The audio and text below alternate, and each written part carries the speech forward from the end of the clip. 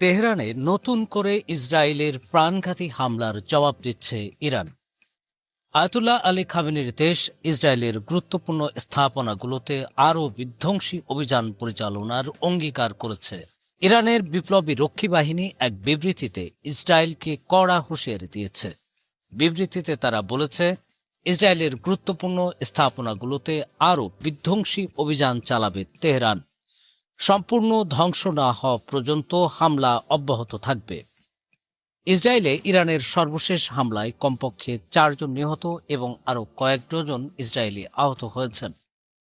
ইরানের হামলায় ইসরায়েলের মধ্যাঞ্চলে অন্তত 3 জন নিহত এবং ব্যাপক ক্ষয়ক্ষতি হয়েছে।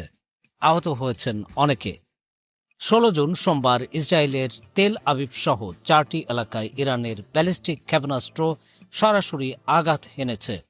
হামলার স্থান থেকে 67 জনকে হাসপাতালে ভর্তি করা হয়েছে।